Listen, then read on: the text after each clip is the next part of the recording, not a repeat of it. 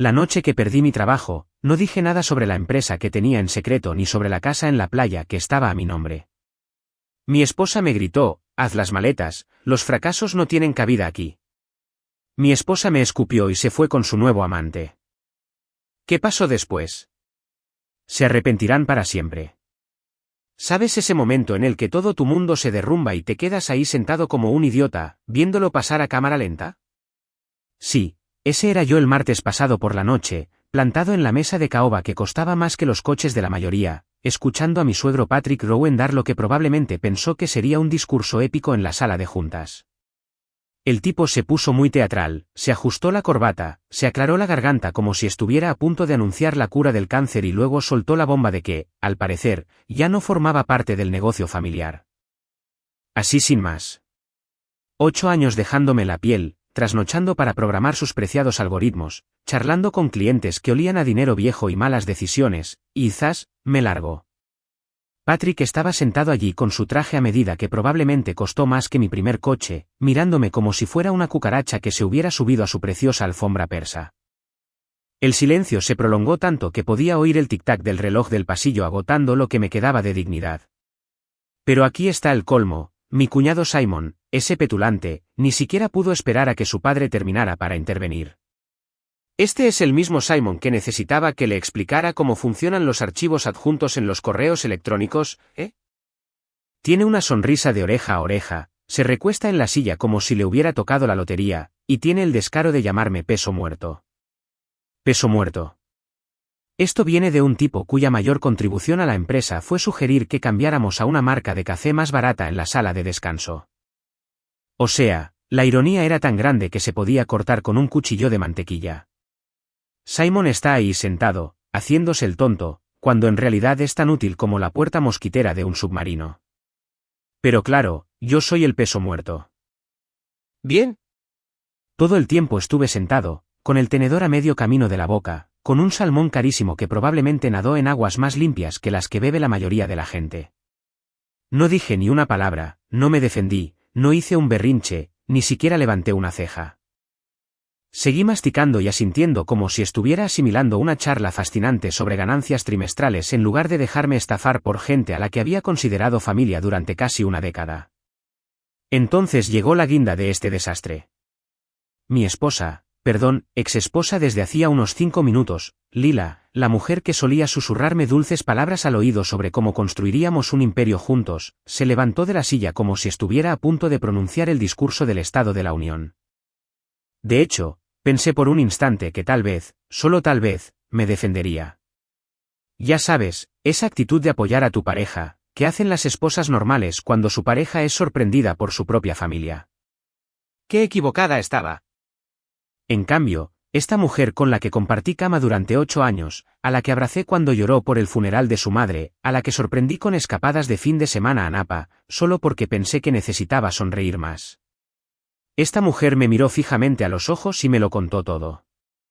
Y no quiero decir que me dijera lo que pensaba ni que estuviera decepcionada. No, literalmente me escupió en la cara.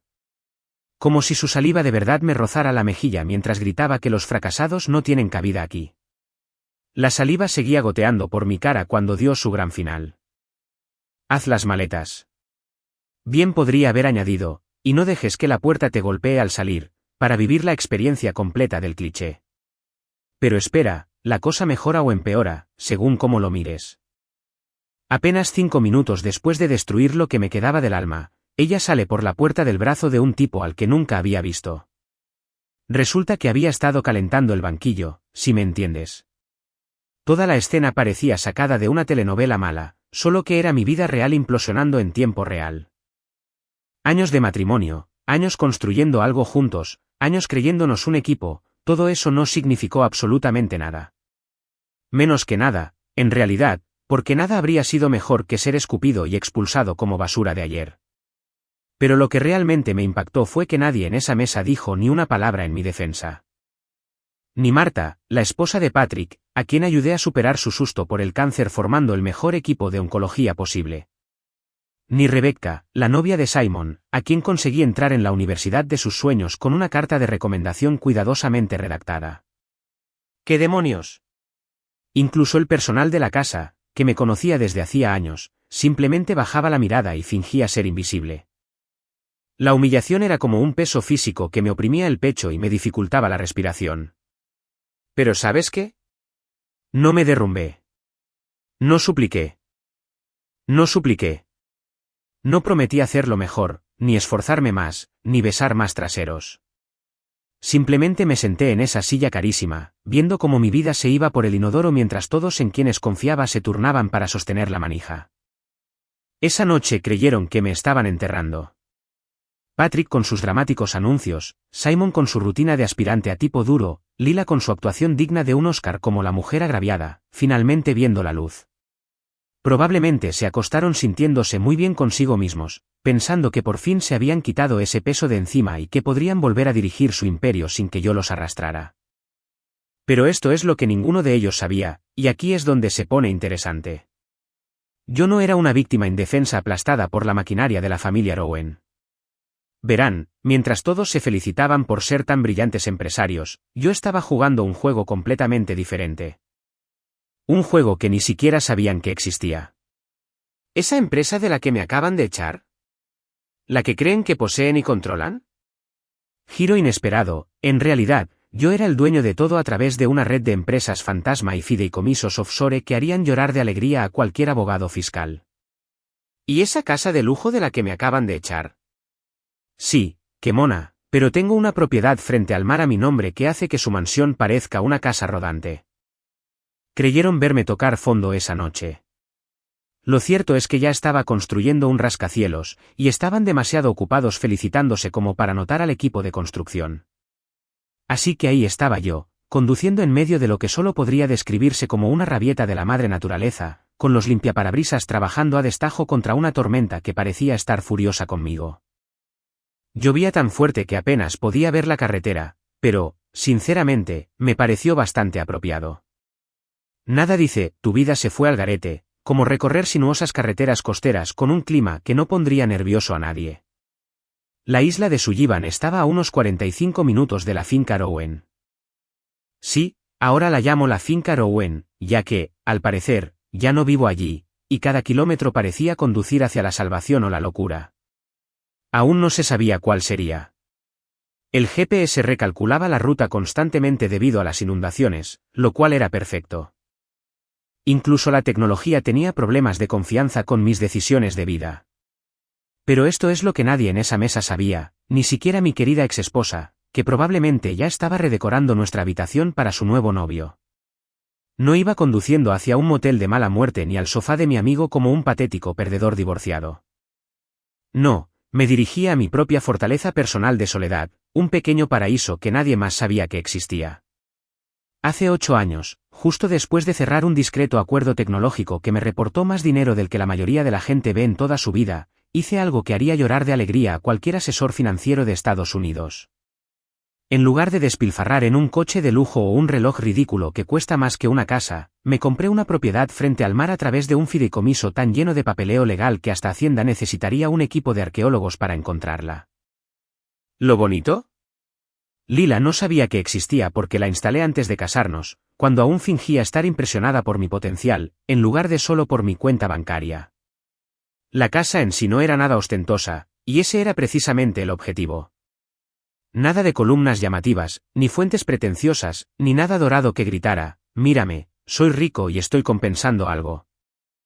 Solo líneas limpias, ventanales de piso a techo con vista al mar y suficiente espacio para pensar, sin nadie presionándome con proyecciones trimestrales u obligaciones familiares.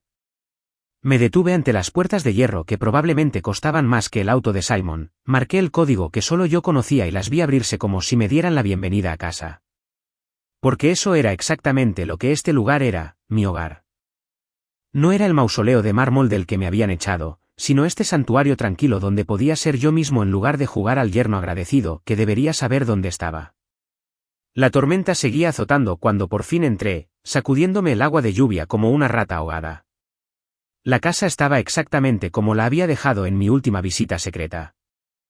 Muebles minimalistas, sin fotos familiares que abarrotaran las superficies, solo paz y tranquilidad, y el sonido de las olas rompiendo en la orilla. Era como entrar en un universo diferente, donde los discursos condescendientes de Patrick y los comentarios petulantes de Simon no me afectaban. Me serví 3 dedos de bourbon, del bueno, no de la porquería barata que servían en las reuniones familiares de Rowan, y me acomodé en el sillón de cuero junto a la ventana. Fue entonces cuando saqué este viejo llavero que Lila me había regalado en mis inicios, cuando parecía que realmente le importaba en lugar de solo lo que yo podía hacer por el imperio empresarial de su querida familia. Era una cosita cursi con nuestras iniciales grabadas, el tipo de regalo que se dan los adolescentes cuando creen que el amor lo puede todo y que el feliz para siempre es una garantía en lugar de una anomalía estadística. Me lo entregó con una sonrisa tímida, diciéndome que era para que nunca olvidara que éramos un equipo. Un equipo. La ironía era tan densa que casi se podía saborear. Sentada en mi escondite secreto, escuchando la furia de la tormenta afuera mientras contemplaba este patético recordatorio de lo que creía que era amor verdadero, finalmente me permití sentirlo. Todo. La traición que se había ido gestando durante meses a medida que Lila se distanciaba más, la humillación de ser despedida como una becaria de primer año, la rabia de ver a Simon atribuirse el mérito de un trabajo que me había quitado el sueño durante años. Por primera vez en mucho tiempo, dejé de intentar ser la mejor persona y simplemente dejé que la amargura me inundara como esa tormenta de afuera.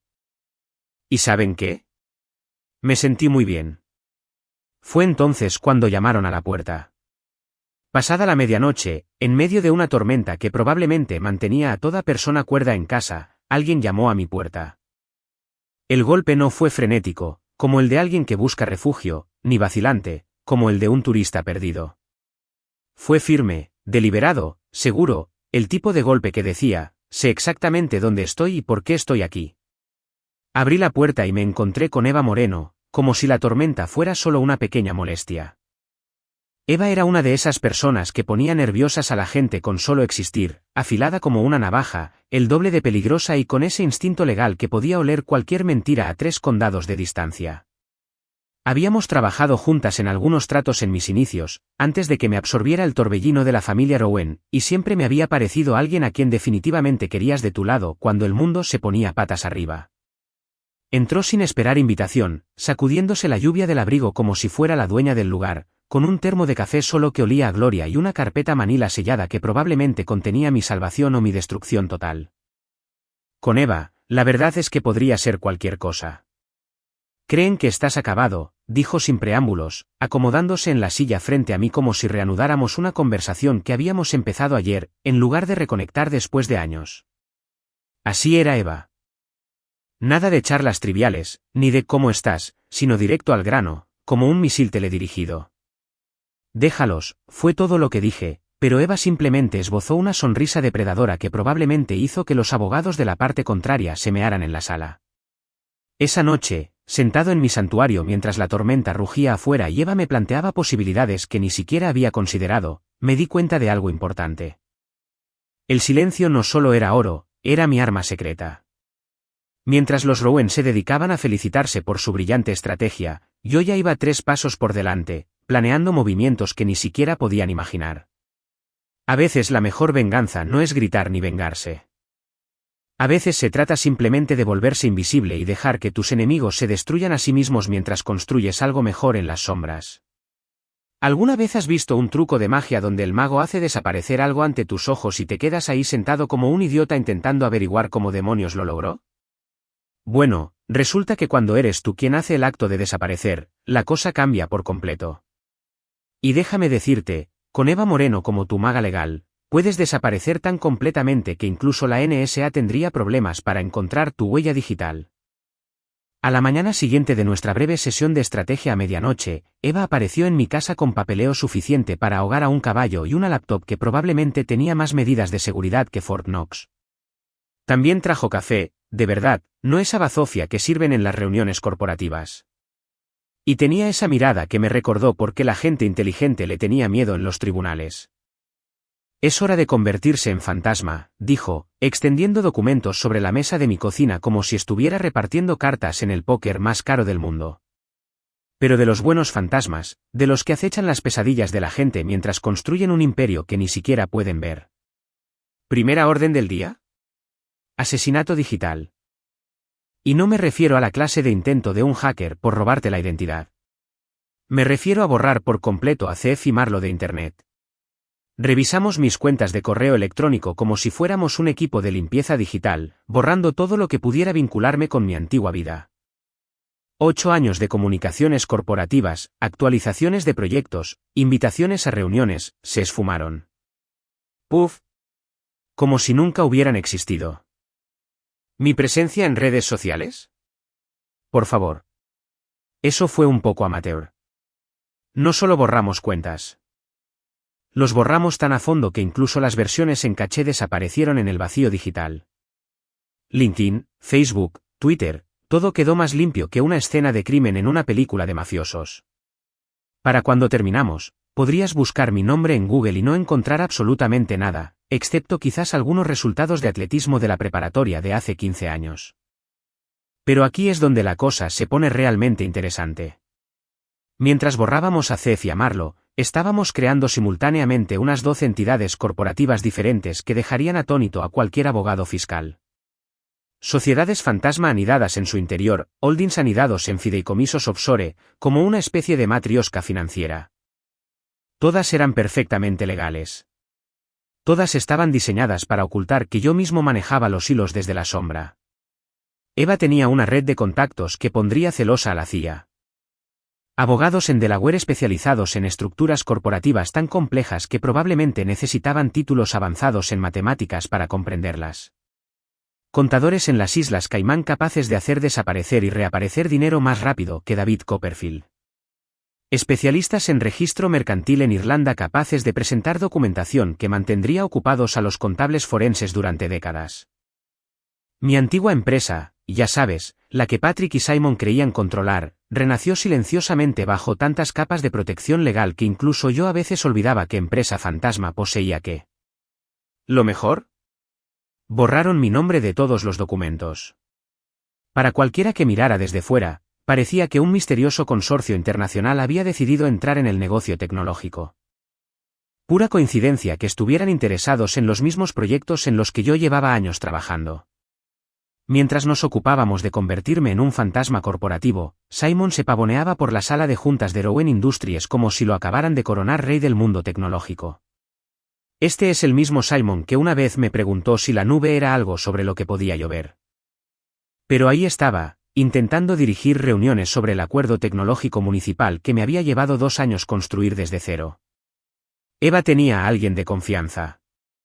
Lo llamaba amigo de un amigo con un oído excelente, que nos mantenía al tanto regularmente en el programa de Simon. Según nuestro espía, ver a Simon intentar explicar mis sistemas algorítmicos era como ver a un niño pequeño intentar una neurocirugía. Soltaba palabras de moda como integración de blockchain y optimización basada en IA sin tener ni la menor idea de su significado. Los funcionarios municipales, que supuestamente debían estar impresionados con esta presentación, aparentemente hacían preguntas que hacían sudar a Simon a través de sus costosos trajes. Preguntas técnicas. Preguntas detalladas. El tipo de preguntas que requieren conocimiento real en lugar de solo tonterías dichas con seguridad. Nuestro informante informó que Simon había empezado a llevar a un consultor técnico a las reuniones, un pobre desgraciado que probablemente había contratado en Craigslist y que se esforzaba por explicar sistemas que nunca había visto. Era como ver a alguien intentando representar a Shakespeare cuando solo había leído las notas del programa. Se veía venir el desastre a kilómetros de distancia, pero de alguna manera Simon permaneció felizmente inconsciente de que estaba conduciendo el autobús de la empresa directamente al precipicio. ¿Lo mejor? Cada vez que Simon se trababa con una explicación o no respondía a una pregunta básica sobre las capacidades del sistema, los funcionarios municipales tomaban pequeñas notas en sus portapapeles. No eran notas que dijeran, excelente presentación, firmemos de inmediato. Eran más bien notas que decían, esta gente no tiene ni idea de lo que nos vende. Mientras tanto, Patrick empezaba a darse cuenta de que tal vez, solo tal vez, echar al hombre que lo había construido todo no había sido la jugada maestra estratégica que él creía. El informante de Eva informó de la creciente tensión en la sala de juntas, Patrick hacía preguntas incisivas sobre los plazos del proyecto y Simon daba respuestas cada vez más desesperadas que básicamente equivalían a confía en mí, papá, lo tengo bajo control. ¿Pero lo peor? Mientras se devanaban los sesos intentando averiguar cómo dirigir una empresa que no entendían, yo estaba sentado en mi santuario frente al mar, viendo cómo todo se desmoronaba a través de cámaras de seguridad cuidadosamente colocadas e informes de expertos. Cada reunión fallida, cada llamada confusa de un cliente, cada momento en que se daban cuenta de que tal vez estaban en problemas, yo presenciaba en primera fila el desastre que se estaban creando. La ironía era hermosa. Creían que estaban eliminando peso muerto, pero lo que en realidad hicieron fue amputarse el cerebro y luego preguntarse por qué no recordaban cómo caminar. ¿Y lo mejor? No tuve que hacer nada más que permanecer invisible y dejar que su propia incompetencia hiciera el trabajo pesado. ¿Sabes esa sensación de ver un descarrilamiento a cámara lenta y no saber si apartar la mirada o tomar unas palomitas?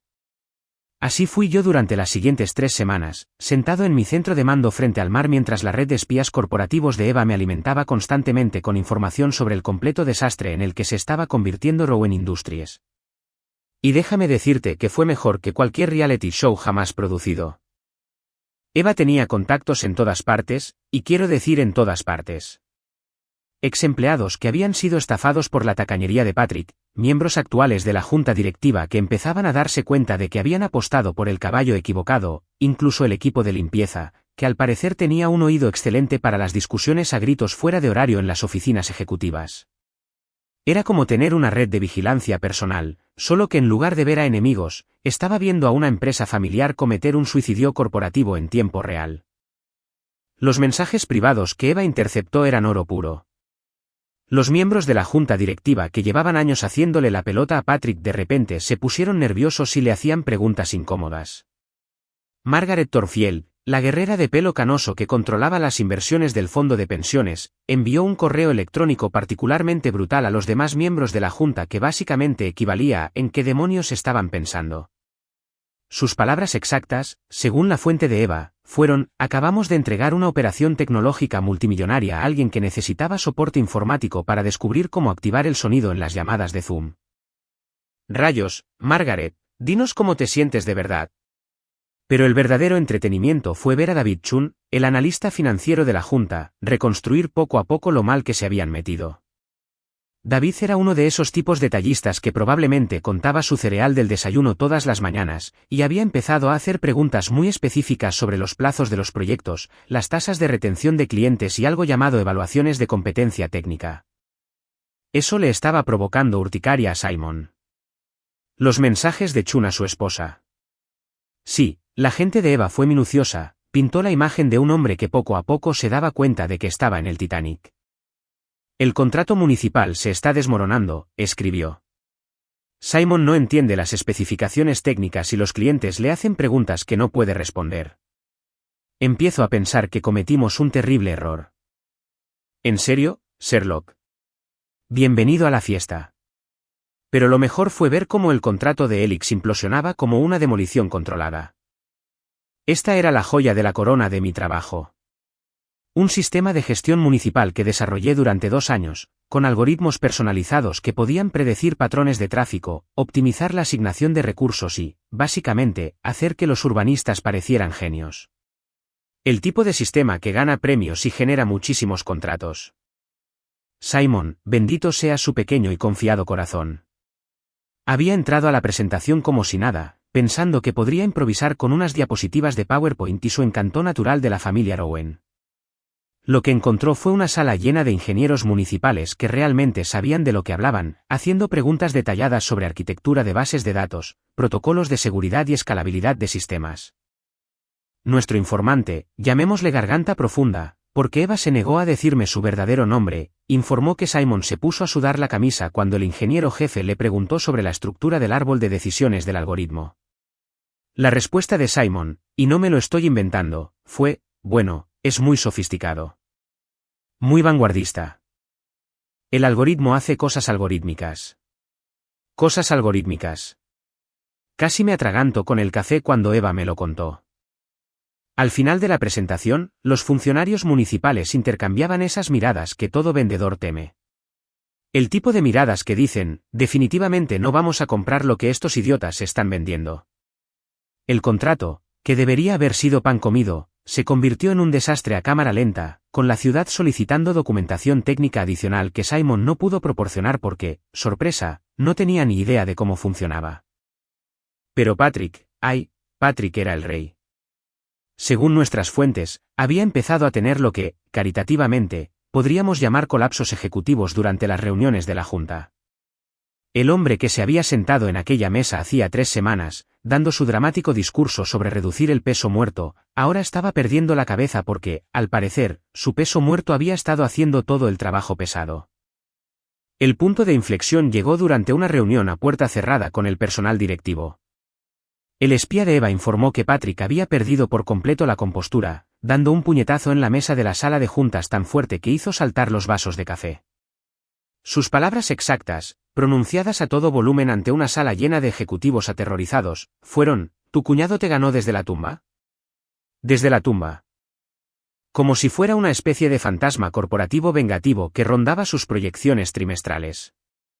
La dramática ironía era hermosa. Allí estaba Patrick, tropezando accidentalmente con la verdad, sin darse cuenta de cuánta razón tenía. Al parecer, la respuesta de Simon fue balbucear algo sobre la necesidad de más tiempo para integrar completamente las especificaciones técnicas, lo cual, en el lenguaje corporativo, significaba: no tengo ni idea de lo que estoy haciendo y espero que todos lo olviden si uso suficientes palabras de moda. Pero esto fue lo que realmente me alegró el día. No estaba haciendo nada más que sentarme en mi estudio junto al mar, bebiendo bourbon y leyendo sus mensajes de pánico como si fueran el periódico de la mañana. No estaba saboteando nada, no estaba tomando medidas agresivas, ni siquiera enviaba información anónima a la competencia. Simplemente existía. En silencio. Invisiblemente.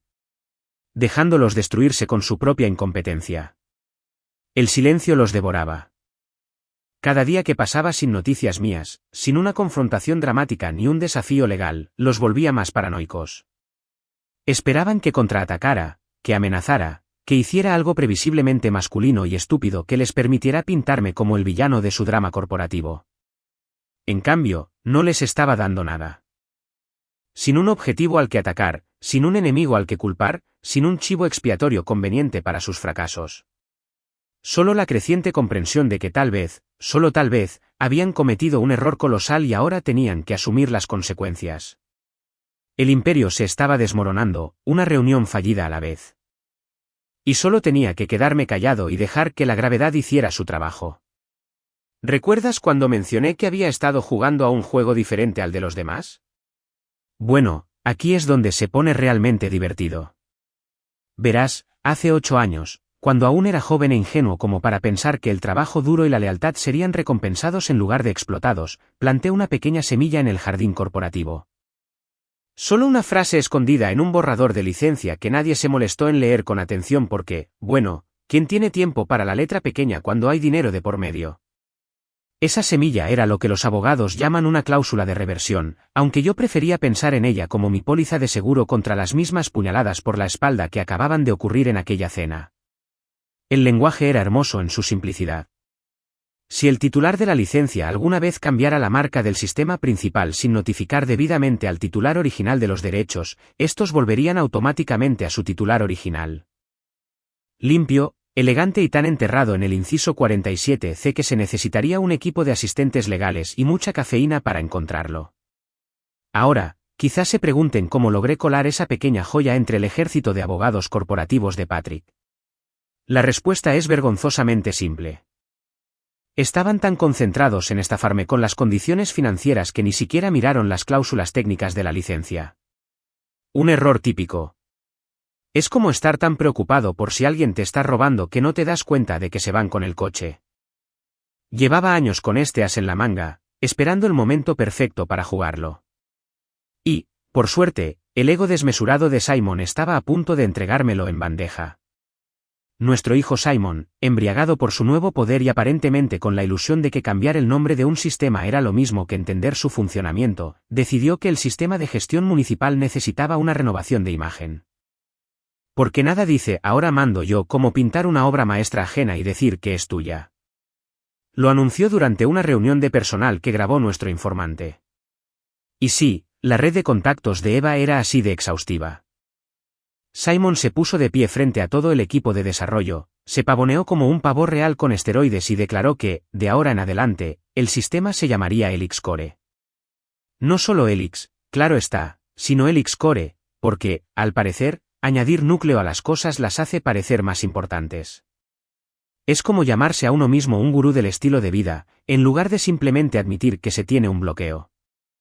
El equipo de desarrollo, la mayoría de los cuales habían trabajado directamente conmigo y sabían exactamente quién había construido qué, permaneció allí sentado, atónito y en silencio.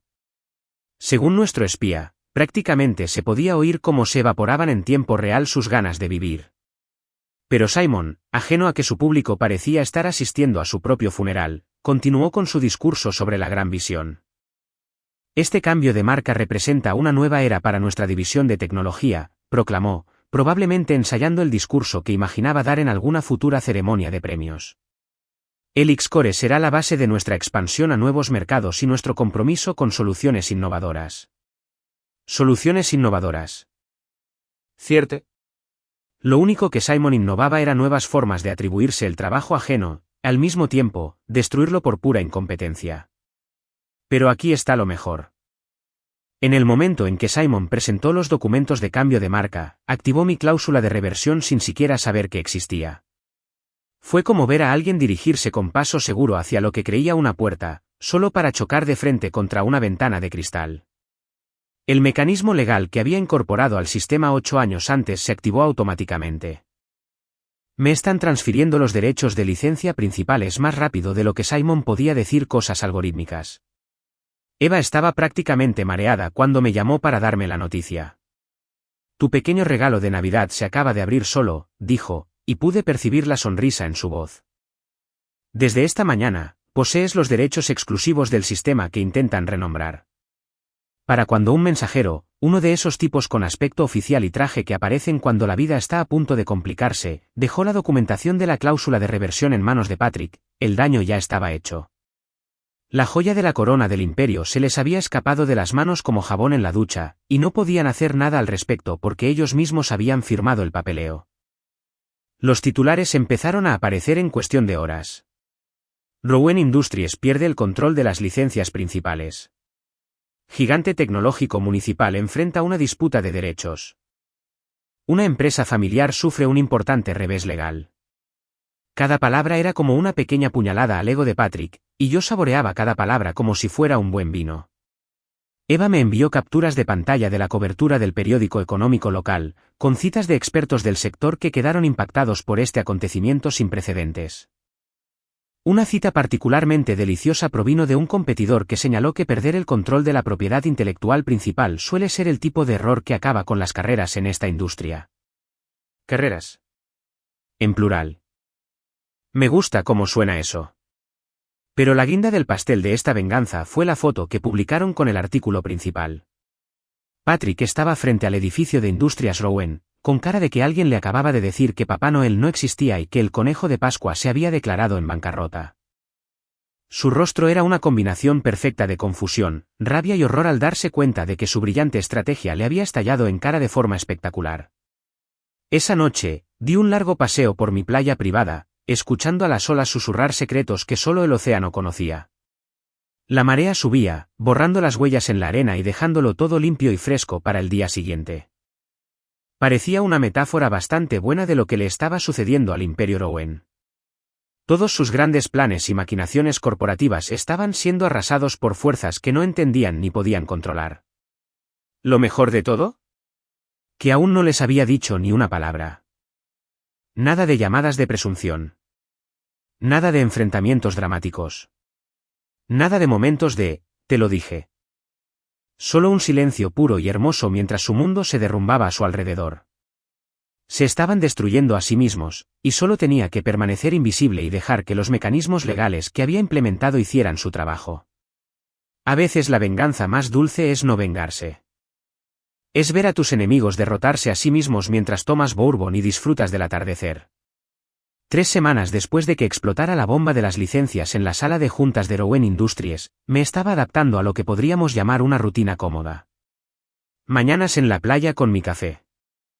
Por las tardes revisaba el imperio financiero que construía en silencio. Por las noches contemplaba la puesta de sol, mientras la red de Eva me mantenía al día sobre la crisis corporativa que ocurría a 45 minutos de distancia. Era tranquilo, satisfactorio, y justo el tipo de vida que debería haber llevado siempre, en lugar de estar jugando a las casitas con gente que me veía como un idiota útil. Entonces, alrededor de las 10:30 de un martes por la noche, los faros de mi coche atravesaron la oscuridad de la entrada como un cuchillo en la mantequilla. Por un instante, pensé que quizá Eva había decidido pasarse con más información deliciosa sobre las últimas catástrofes de la familia Rowan. Pero el coche que apareció no era el elegante BMW de Eva. Era un Honda Civic destartalado que había visto décadas mejores. El tipo de coche que gritaba: mi vida se ha descarrilado por completo y estoy demasiado arruinado para hacer algo al respecto. La figura que salió se movía como alguien que cargara con el peso del mundo sobre sus hombros, encorvado contra la brisa del mar con un abrigo que parecía 3 tallas más grande. Me llevó un minuto reconocerla porque, sinceramente, nunca había visto a Lila con un aspecto menos que impecable. Esta mujer que subía a trompicones por mi pasillo parecía haber pasado por una licuadora devastada emocionalmente. Sin maquillaje, y de verdad sin maquillaje, lo que para Lila era como presentarse desnuda a una junta directiva. Tenía los ojos rojos e hinchados por lo que obviamente había sido una sesión de llanto épica, de esas que te dejan con el aspecto de haberte enfrentado a un boxeador de peso pesado durante 12 asaltos. Llevaba el pelo, normalmente peinado con mucho cuidado, recogido en una coleta despeinada que gritaba. Dejé de preocuparme por las apariencias en torno a mi tercer ataque de nervios. Cuando llamó a mi puerta, y en realidad fue un golpe, no el martilleo intenso que podría haber esperado, casi no abrí. Una parte de mí quería sentarme en mi sillón de cuero, con un bourbon en la mano, y dejarla ahí fuera, en el frío, mientras se daba cuenta de que aparecer sin avisar no iba a arreglar mágicamente el desastre que había hecho con nuestro matrimonio. Pero la curiosidad me venció. Tenía que ver qué clase de desesperación la había llevado a mi puerta después de haberme escupido literalmente en la cara hacía 3 semanas. «Tenemos que hablar», dijo cuando abrí la puerta, con la voz ronca, como si hubiera estado gritando o llorando, o ambas cosas. Ni un «hola», ni un «¿cómo estás?», ni un reconocimiento de que la última vez que hablamos me había dicho que los fracasos no son cosa de su familia. Directamente al grano, como si estuviéramos negociando una fusión corporativa en lugar de lidiar con un cráter humeante donde antes estaba nuestra relación. Podría haberle cerrado la puerta en las narices. Debería haberlo hecho, probablemente. Pero había algo casi patético en su forma de estar allí de pie, con los hombros hundidos como una marioneta rota, que me hizo sentir curiosidad por saber qué clase de historia triste planeaba venderme. Así que, en lugar de despedirla como se merecía, agarré mi chaqueta y sugerí que lleváramos esta conversación a un lugar público. Porque fuera lo que fuera a lo que Lila estuviera jugando, no iba a dejar que lo hiciera en mi santuario. Terminamos en un restaurante abierto toda la noche junto al pantano, de esos que sirven café tan fuerte que despierta a los muertos y pastel que lleva reposando bajo lámparas de calor desde la administración Clinton. Era perfecto para la ocasión, territorio neutral donde ninguno de los dos tenía la ventaja de jugar en casa, y con suficiente público como para que, si la cosa se ponía fea, hubiera testigos. Lila se deslizó en la cabina frente a mí como si temiera que el vinilo la mordiera, envolviéndose en su abrigo enorme como si fuera una armadura. Las luces fluorescentes no le hacían ningún favor. Parecía mayor, agotada, como alguien que llevaba semanas viviendo del estrés y el arrepentimiento. Lo cual, sabiendo lo mal que iba la cosa en Industrias Rowan, probablemente era precisamente lo que había estado pasando. Mi amiga se fue, dijo finalmente, mirando su taza de café como si ésta contuviera los secretos del universo. Amigo, claro, porque así llamamos al tipo con el que te acostabas mientras aún estábamos casados. Cuando los titulares empezaron a ser muy malos, cuando los periodistas empezaron a llamar, decidió que ya no quería que lo asociaran con la familia. La ironía era tan grande que se podía cortar con un cuchillo de mantequilla.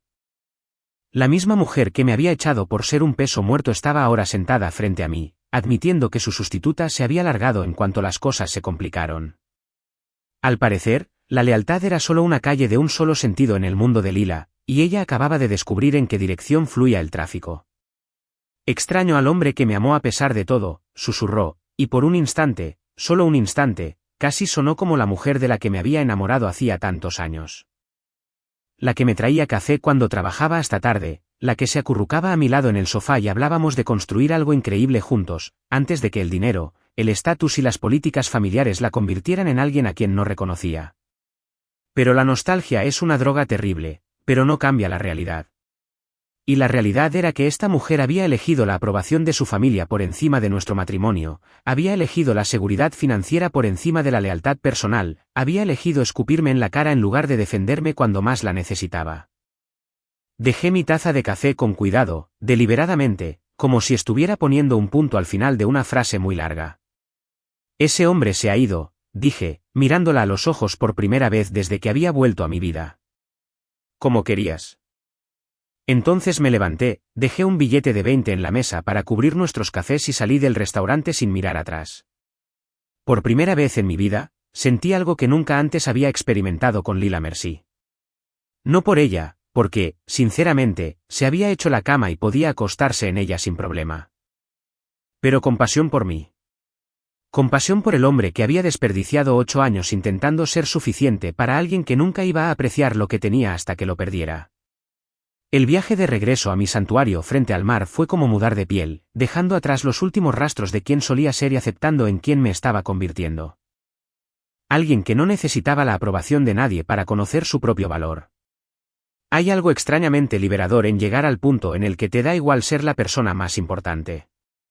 Durante semanas, me conformé con sentarme y ver cómo el Imperio Rowan implosionaba por su propia incompetencia, disfrutando del descarrilamiento a cámara lenta desde mi centro de mando frente al mar. Pero después de ese patético encuentro con Lila en el restaurante, algo cambió en mi interior. Quizás fue verla rota y desesperada, o quizás fue aceptar por fin que no me había portado bien todo este tiempo. Simplemente había sido demasiado educado para darme cuenta. A la mañana siguiente, me encontré frente a un cajón de mi despacho que llevaba meses evitando. No porque hubiera olvidado lo que contenía, sino porque abrirlo era como cruzar una línea que no podía desviar. Era uno de esos pesados cajones de roble con la típica cerradura que va en serio. Y dentro había una colección de documentos que podrían convertir el mundo de la familia Rowan en un cráter humeante. Mira, esto es de lo que nadie habla cuando están ocupados besando traseros y ascendiendo en la empresa. Si mantienes los ojos abiertos y la boca cerrada el tiempo suficiente, empiezas a notar cosas.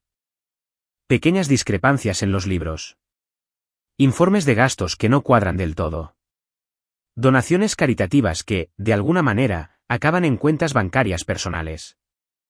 El tipo de cosas que hacen que los contadores forenses se despierten con sudor frío y los fiscales federales comiencen a practicar sus discursos de victoria. Había estado recopilando estas pruebas durante años, no porque estuviera planeando una venganza elaborada, sino porque soy paranoico por naturaleza y pensé que podría ser útil algún día. Digamos que es un seguro. Llámalo material de chantaje. Llámalo como quieras. La cuestión es que tenía suficientes trapos sucios sobre la familia Rowan como para enterrarlos tan profundamente que necesitarían equipo arqueológico para encontrar la luz del día. La estafa del Fondo de Ayuda para Huracanes fue probablemente mi prueba favorita. Si es que se le puede llamar a un fraude masivo la favorita. Hace 2 años, cuando el huracán de Lila azotó la costa de Carolina como una bola de demolición, Patrick armó un gran alboroto al crear un fondo de ayuda a través de Rowan Industries. Ruedas de prensa. Sesión de fotos con las víctimas de las inundaciones. Todo un espectáculo de mira qué generosos y solidarios somos. Lo que las cámaras no captaron fue a dónde fue realmente ese dinero. En lugar de ayudar a familias a reconstruir sus hogares o a pequeños negocios a recuperarse, una parte importante de esas donaciones se destinó, de alguna manera, a financiar el viaje de negocios de emergencia de Patrick a las Bahamas. Porque, al parecer, nada ayuda a procesar el trauma de los desastres naturales como una semana en un resort de 5 estrellas donde la mayor emergencia es quedarse sin margaritas junto a la piscina. La documentación era impecable y estaba completa. Transferencias bancarias. Recibos de tarjetas de crédito. Incluso fotos de las redes sociales de Patrick que borró apresuradamente, pero no antes de que yo guardara copias. Ahí estaba, cóctel en mano, publicando sobre sesiones de planificación estratégica mientras las familias aún sacaban sus pertenencias de las casas dañadas por las inundaciones. Pero esperen, hay más.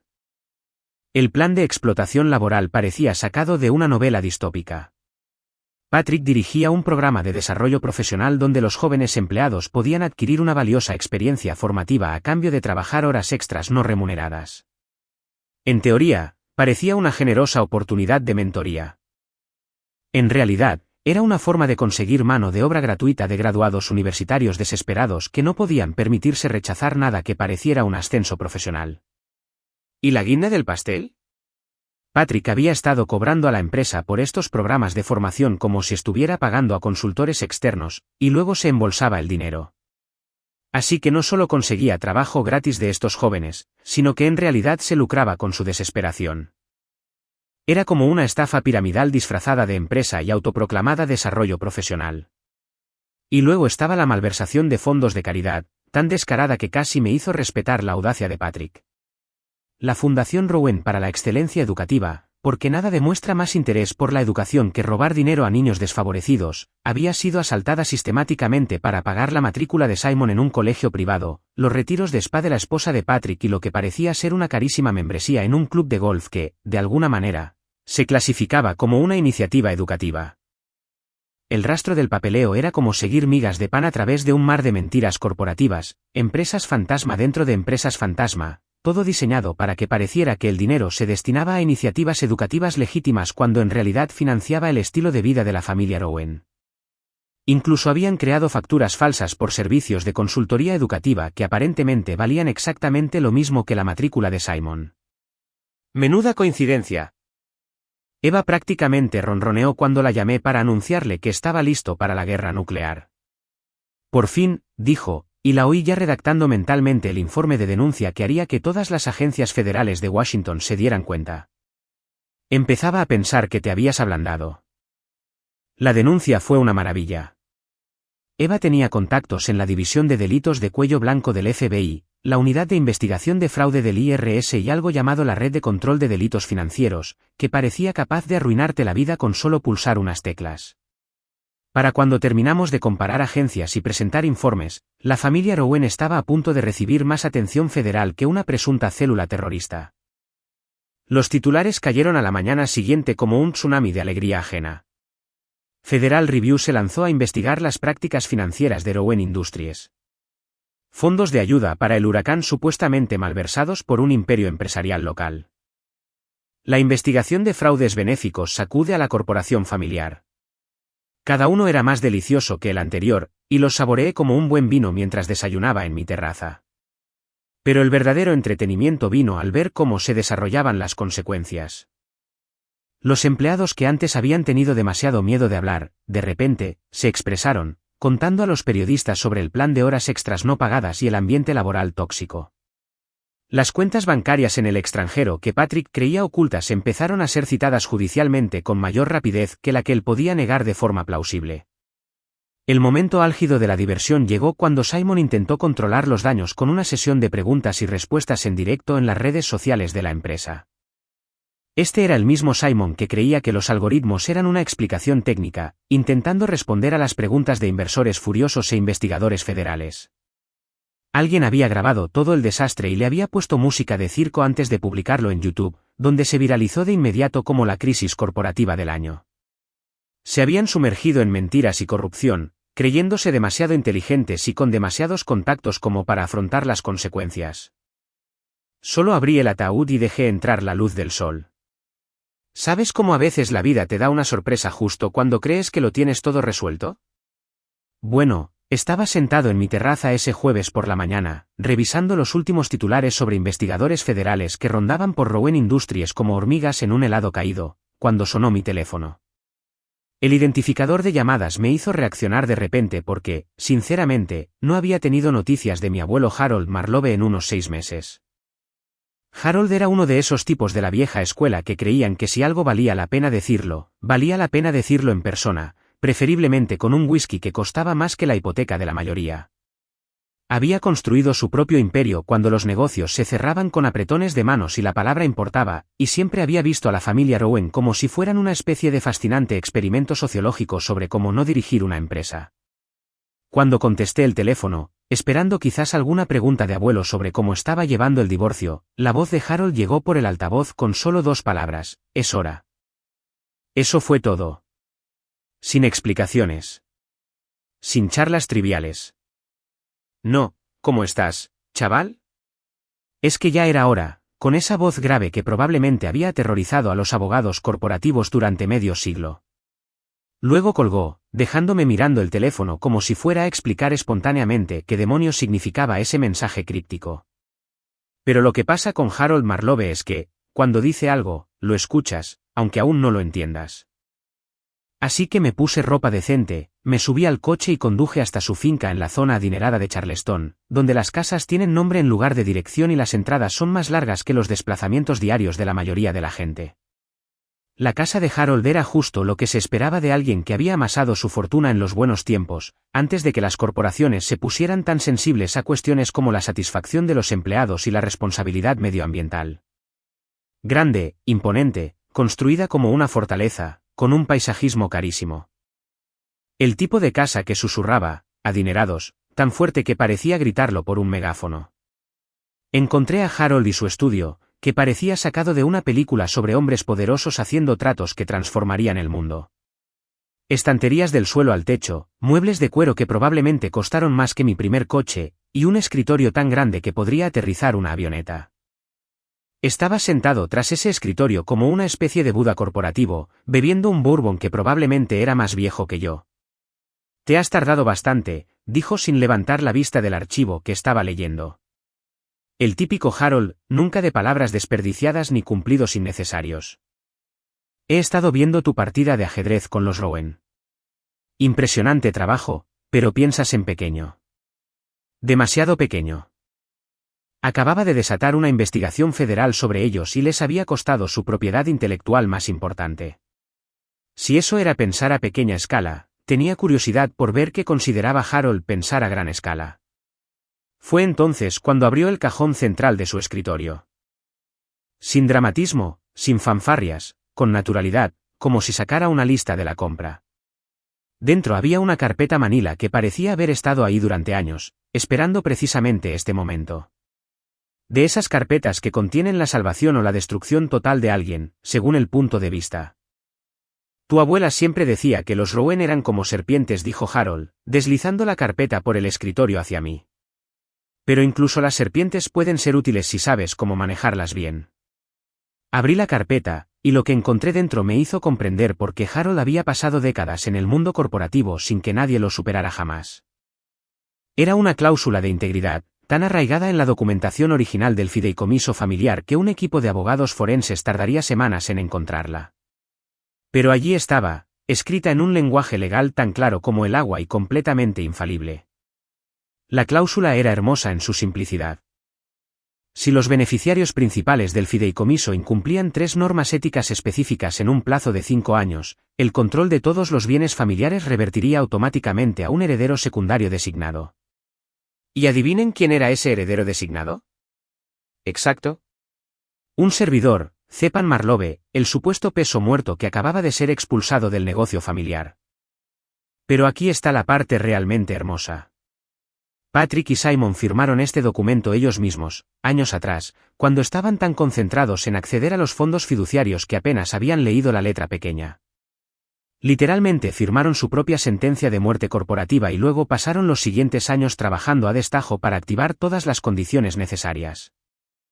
¿El fraude de ayuda por el huracán? Esa fue la primera infracción. ¿El plan de explotación laboral? La segunda. ¿La malversación de fondos de caridad que acababa de revelar? La tercera. Cada una cuidadosamente documentada. Cada una más que suficiente para activar la cláusula de integridad que me otorgaría el control de todo lo que creían poseer. Harold se recostó en su silla, observándome procesar las implicaciones con la expresión satisfecha de un maestro de ajedrez que acaba de revelar un jaque mate que llevaba 20 movimientos preparándose. Ayudé a redactar esa cláusula hace 40 años, dijo, tomando un sorbo lento de bourbon. Tu abuela insistió en ello. Nunca confió en los Rowan, decía que tenían una avaricia que acabaría destruyéndolos si les dábamos suficiente libertad. ¿Por qué no me lo contaste antes?, pregunté, sin dejar de mirar el documento que lo había cambiado todo. La sonrisa de Harold era de esas que probablemente habían aterrorizado a la competencia durante décadas, porque primero había que demostrar que se merecía. Cualquiera puede heredar el poder, pero se necesita mucho carácter para ganárselo. Has pasado los últimos meses demostrándome que no solo eres lo suficientemente inteligente como para superarlos en maniobras. Eres lo suficientemente paciente como para dejar que se ahorquen. El jaque mate ya estaba preparado mucho antes de que yo supiera que estaba jugando. La mañana en que decidí regresar a la sala de juntas era uno de esos días frescos de otoño donde el aire se siente como una posibilidad y la venganza sabe más dulce que el pastel de manzana de la abuela. Había pasado exactamente 3 semanas planeando este momento hasta el último detalle, porque cuando estás a punto de llevar a cabo el equivalente corporativo de un microdrop, no dejas nada al azar. Eva había llamado la noche anterior para confirmar que toda la documentación legal estaba a prueba de balas, contrastada y respaldada en aproximadamente 17 jurisdicciones diferentes. La investigación federal avanzaba según lo previsto, con los investigadores tratando las oficinas de Industrias Rowan como si fueran una excavación arqueológica, catalogando cuidadosamente cada prueba que eventualmente llevaría a Patrick y Simon a usar monos naranjas que definitivamente no eran de diseñador. Pero aquí está la cuestión de la venganza. A veces lo más dulce no es ver a tus enemigos arder, sino verlos darse cuenta de que ellos mismos encendieron la cerilla. Elegí mi atuendo con cuidado esa mañana. No los trajes caros que solía usar cuando intentaba encajar con la idea de éxito de la familia Rowan, sino algo más sencillo. Limpio, sobrio, el tipo de ropa que decía, no necesito impresionar a nadie porque ya soy dueño de todo en esta habitación. El aspecto de guerra psicológica de todo esto era casi tan importante como las maniobras legales, y quería que cada detalle transmitiera el mensaje correcto. El viaje a Industrias Rowan fue como un viaje en el tiempo, no hacia atrás, hacia quien solía ser, sino hacia adelante, hacia quien siempre debí convertirme. El edificio parecía más pequeño, menos impresionante que cuando pensé que representaba todo lo que anhelaba en la vida. Es curioso cómo cambia la perspectiva cuando te das cuenta de que has estado apuntando demasiado bajo. Aparqué en el aparcamiento de visitas en lugar del de ejecutivos, porque técnicamente, ya no era un empleado. Técnicamente, era algo mucho más peligroso. Yo era el nuevo dueño, y ellos aún no lo sabían. Los de seguridad me reconocieron, claro. Eran los mismos guardias que me habían visto ir y venir durante 8 años, que charlaban de cosas sin importancia sobre deportes y el tiempo mientras yo me presentaba cada mañana como un buen empleado de la empresa. Pero hoy, había algo diferente en sus ojos.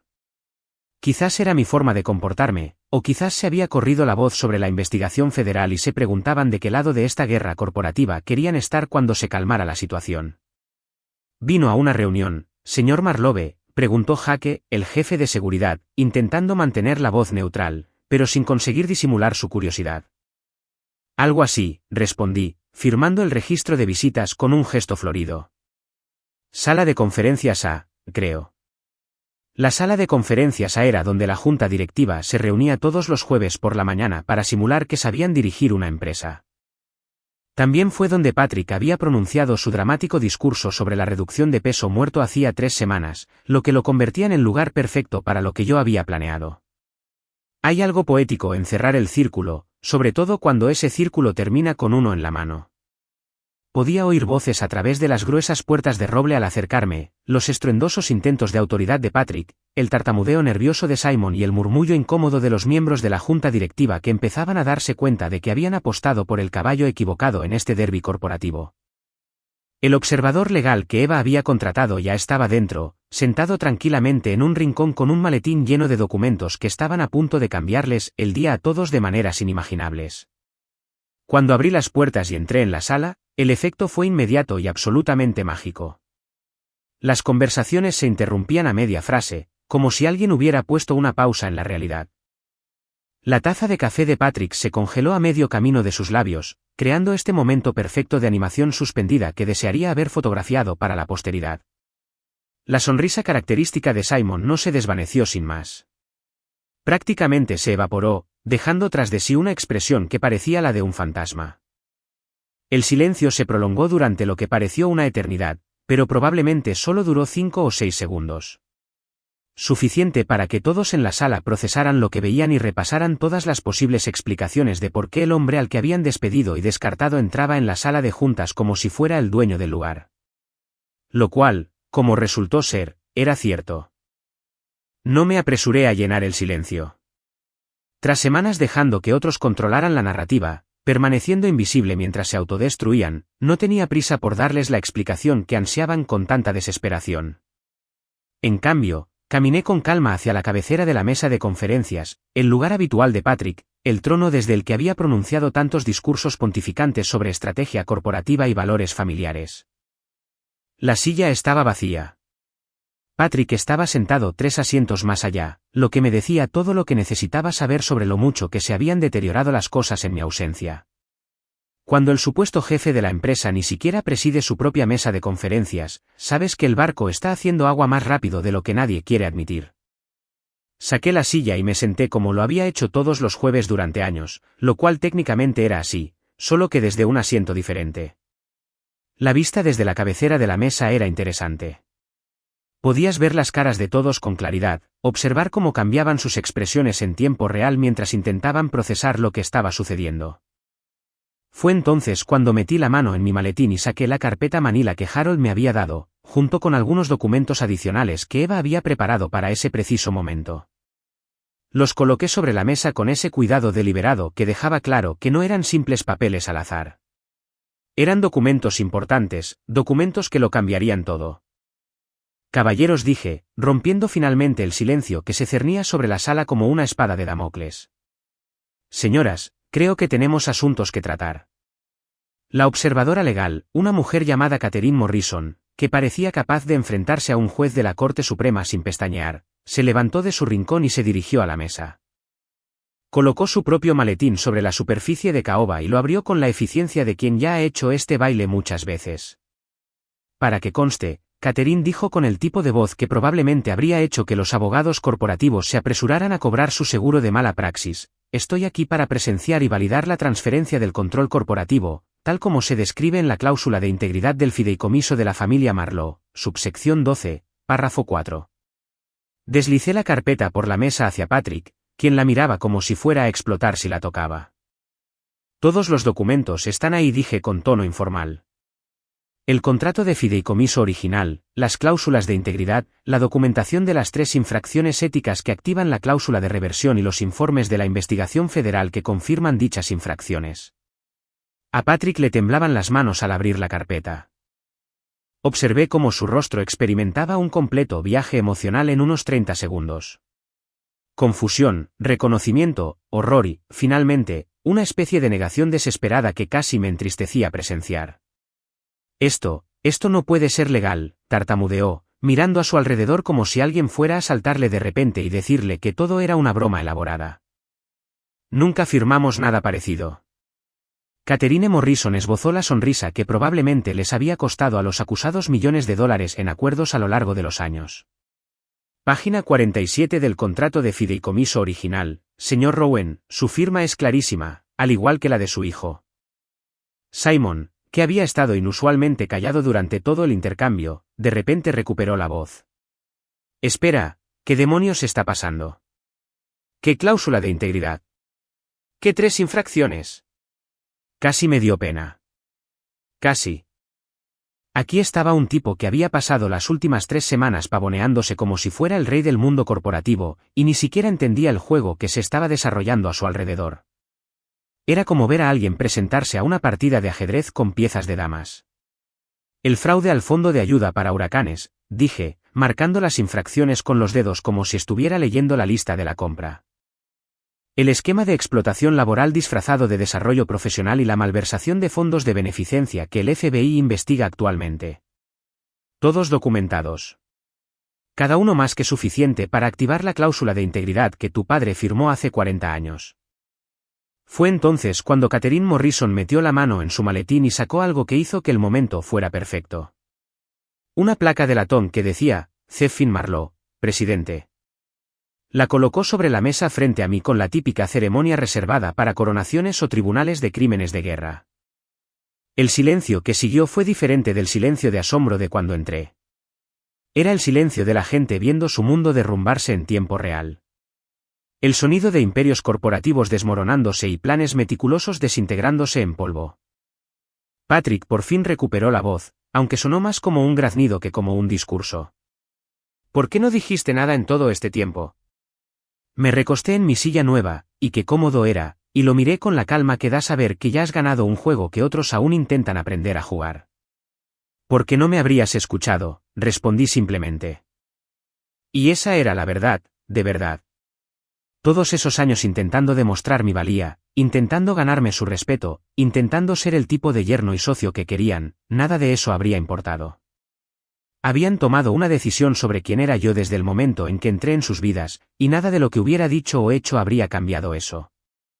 La hermosa ironía era que su propia arrogancia y codicia me habían dado todo lo que podía desear en bandeja de plata. No tenía que luchar contra ellos por el control, solo tenía que esperar a que se destruyeran a sí mismos y luego ocupar el vacío que habían creado.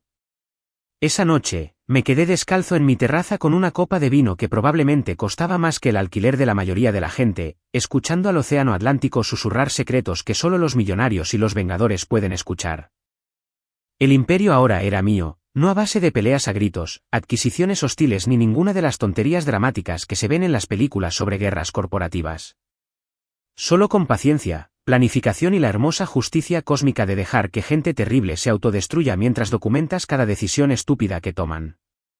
El día había sido todo lo que había soñado, y mucho más. Tras pasar la conmoción inicial en la sala de juntas, Patrick intentó presentar algún tipo de recurso legal, parloteando sobre tecnicismos y violaciones de procedimiento como un hombre que se ahoga en arenas movedizas y cree que la combinación correcta de palabras podría devolverlo mágicamente a tierra firme.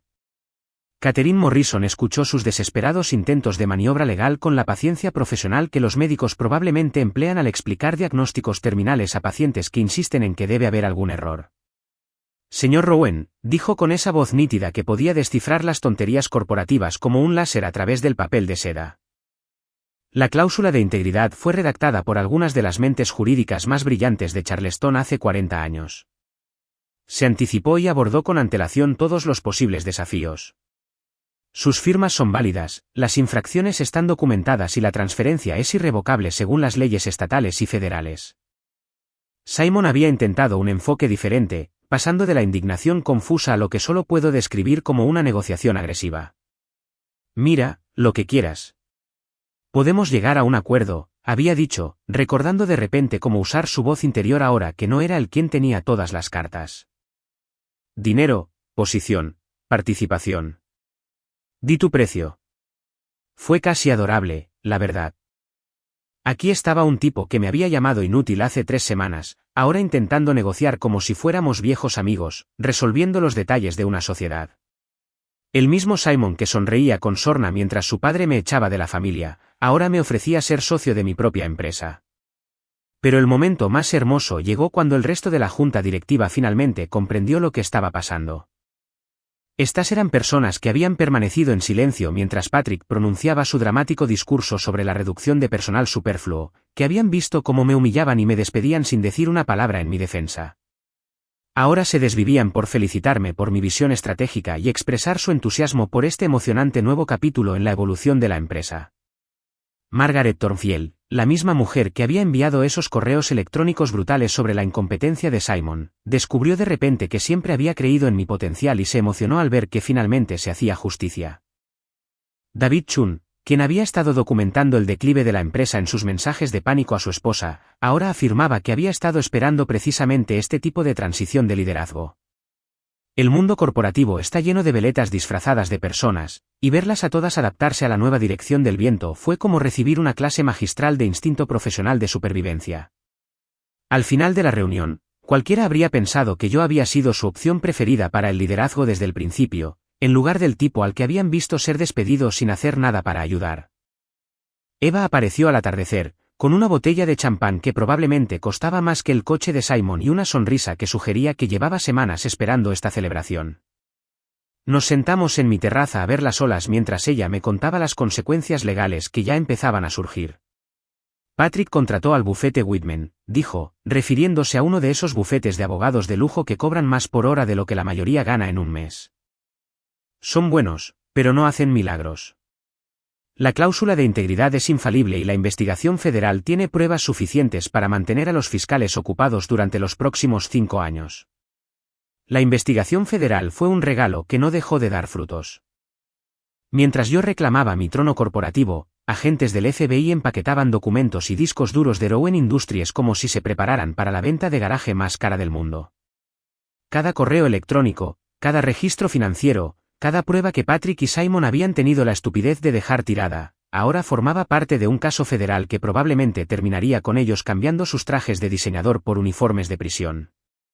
Simon ya ha contratado a un abogado defensor penal. Eva continuó, tomando un sorbo de champán que probablemente sabía a victoria y alegría ajena. Al parecer, él afirma que no tenía conocimiento de las irregularidades financieras de su padre y que solo cumplía órdenes. Solo cumplía órdenes. La clásica defensa de cobardes y criminales de guerra a lo largo de la historia. Fue perfecta, de verdad. Simon pasó años actuando como si fuera el cerebro detrás del negocio familiar, solo para echar a su propio padre a los cimientos en cuanto la cosa se puso seria. Hay algo profundamente satisfactorio en ver a personas terribles enfrentarse entre sí cuando las consecuencias finalmente les alcanzan. Pero el verdadero entretenimiento provino de la cobertura mediática. A pocas horas de mi golpe corporativo, los periodistas lo calificaban de todo, desde la historia empresarial de la década hasta una clase magistral de planificación estratégica a largo plazo. El periódico económico local publicó un artículo con el titular El heredero paciente, cómo Zef y Marlowe transformaron la traición corporativa en una victoria completa. Mi cita favorita fue la de un profesor de negocios de la USC, quien lo calificó como quizás el ejemplo más elegante de karma corporativo en la historia empresarial estadounidense moderna. Al parecer, mi historia ya se estaba estudiando como un ejemplo de cómo la paciencia y la documentación podían ser más poderosas que la agresión y la manipulación. No se me escapó la ironía de que los mismos medios que habían cubierto mi despido como una nota al pie en las operaciones comerciales de la familia Rowan ahora trataran mi regreso como noticia de primera plana.